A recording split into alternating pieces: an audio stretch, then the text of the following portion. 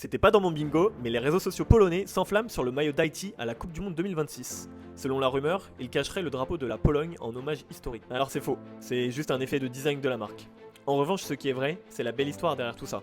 C'est d'une amitié qui, depuis plus de 2 siècles, lie deux peuples qui n'ont à première vue rien à voir. Tout commence en 1802 lorsque Napoléon envoie une légion de 5000 soldats polonais en Haïti pour supprimer la révolte des esclaves et rétablir l'ordre. Mais en arrivant sur place, les soldats polonais se rendent compte que les Haïtiens se battent pour leur liberté, exactement comme le faisaient les Polonais eux-mêmes en Europe. Par conséquent, certains soldats polonais décident de trahir Napoléon et de prendre les armes à côté des Haïtiens contre l'armée française.